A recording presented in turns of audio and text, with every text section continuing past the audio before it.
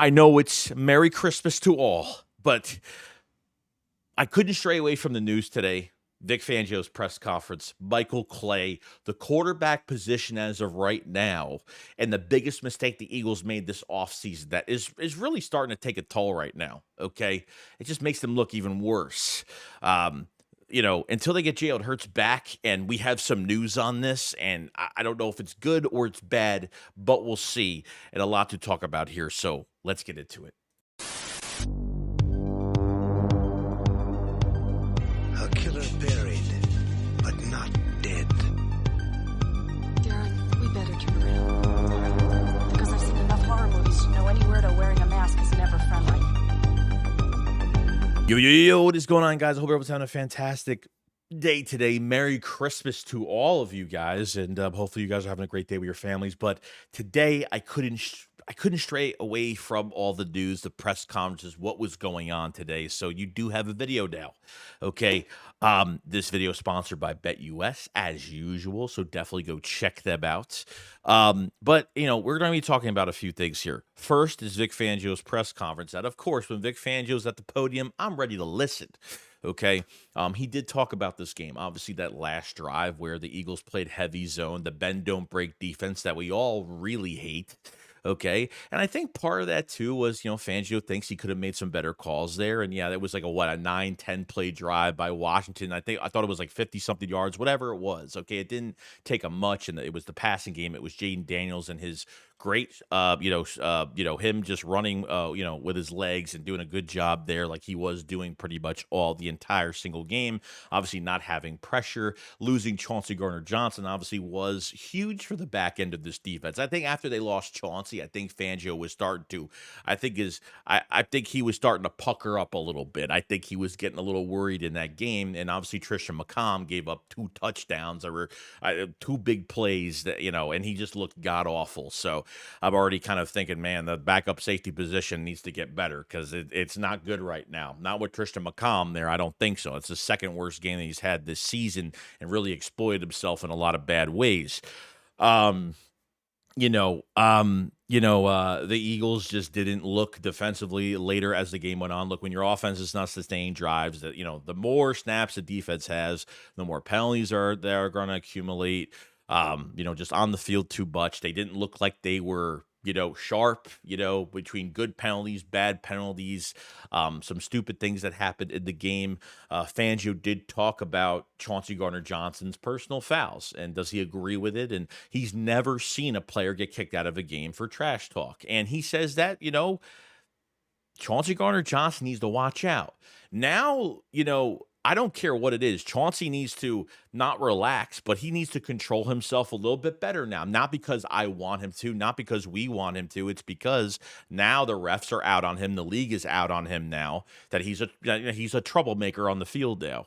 Okay, so they're going to be looking for any little thing that Chauncey Gardner-Johnson does, that Jalen Carter does. So they really have to be smart at the end of this season, and obviously going to the playoffs, they have to be really smart. Okay, I'm sorry, but I don't look, if I see anybody talk crap in a game, throw a flag, because that's what it seems like. That's the new rule now with how refs want to treat games like this. I think that was totally disgusting. But I agree with Fangio to the point where he's got to control himself a little bit better. Like every play, he can't be doing that.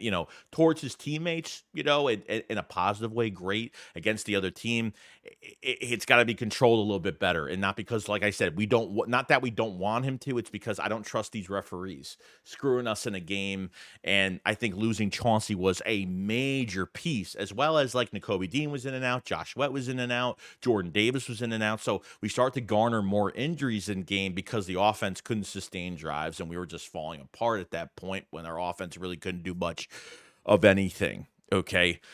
Another thing that he talked about was, the defense and their field position. Guys, like, what the fuck is Michael Clay doing, man? Like, I think DeJean had one good when Hurts was in, and obviously when the punt, DeJean had a nice return. Like there was, what I mean, the special teams, man, Braden Mann, the punter especially. Okay, we already know what's going on with Jake Elliott, and he needs to play better. I think we all agree on that. But fucking Braden Mann, like he needs to he's kicking to the 15, like he's kicking short kicks, man.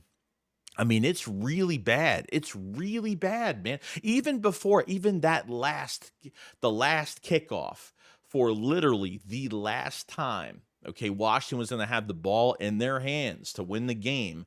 I mean, doesn't even kick it in the end zone for them to be at the 30-yard line. And I thought they got to the 35, the 40. I mean, it seems like Washington was always starting on the 35 to like the 45. I mean, almost midfield at some points. It's not fair to your defense. Your kicker has sorry, your kicker, I mean Braden Mann or whoever, Jake Elliott, they have to be better in this game. Special teams was horrific. The block, even the guys on the field, the gunners, the blockers, the guys going after on kickoff and punt. I mean, they got to play better. They were giving up way too many yards. Luke McCaffrey broke a couple. Like they were, it was just even Alameda Zacchaeus. I mean, they were just horrible, man. Special teams is a third part of the game that a lot of fans don't care about. But let me tell you, that made a huge difference in this game. And then your defense has more pressure on them at half field. It's just not fair. So, special teams and Michael Clay, man, they got to get better. They have to get back to their roots because that was probably the worst special teams play I've seen all season. And didn't put your defense in a good position at all. Okay. Now, we had some news the other day on Christmas Eve regarding, I don't know if it was Christmas Eve, it might have been Christmas Eve, the news that came out from Jeff McClain saying Kenny Pickett just walked through the Eagles locker room, said he felt good, although he isn't officially talking with reporters until Thursday. The team is having a closed walkthrough, which they did the other day. They will not issue an injury report until tomorrow, so pretty much the day after Christmas. Says no update on Jalen Hurts, who is still in concussion protocol. Okay, here's of going into why the Eagles just didn't prepare. Like, look, because this is what happens, man. Number one, this is just the number one thing. This is where I'm going to get to the biggest mistake the Eagles made. Obviously, I hated the Kenny Pickett move. I couldn't stand it. Okay, number one, how did Kenny Pickett beat Tanner McKee in preseason? How did he beat him in the offseason program? I don't know. How many times have we seen McKee just have a better arm in general and better, reading the field? He has just looked better in the past.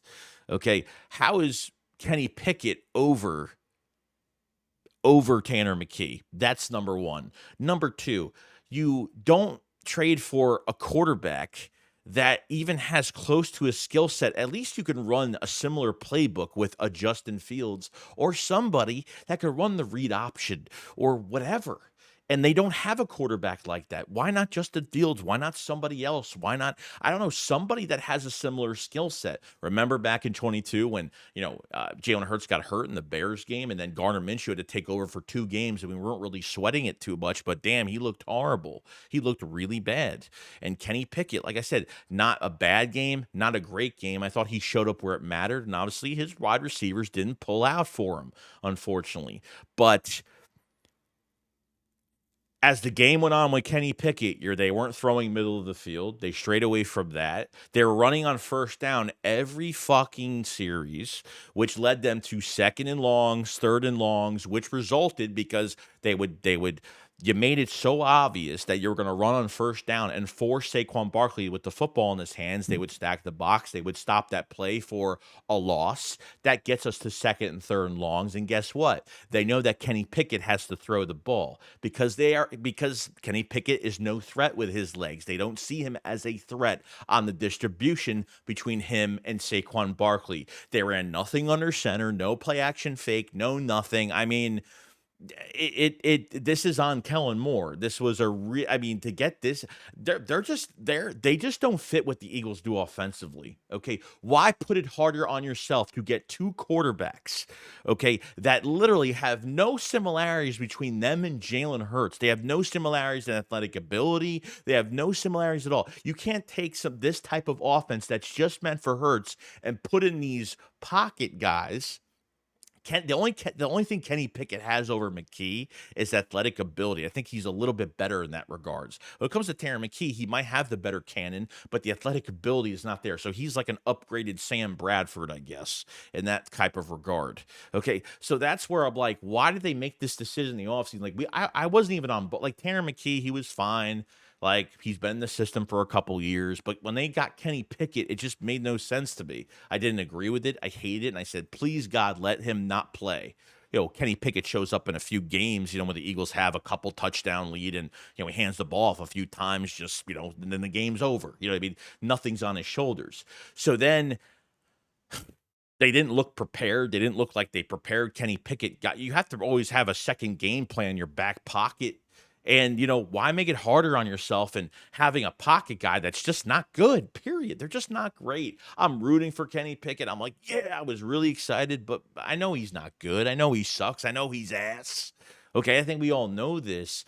So it was really hard to watch, and this was probably one of the worst moves they could have made at the backup quarterback position. At least get somebody, even if somebody's not good, get somebody that can at least run, that at least could, that at least there's a Hurts like quarterback that at least you can respect that quarterback for his legs. They don't even have that. You know what I mean? It's just that's where I just am really confused of why these backups are here in Philadelphia. But why is Kenny Pickett the ultimate option over Tanner McKee? Like, what makes Pickett over Tanner? What gets Pickett over Tanner McKee?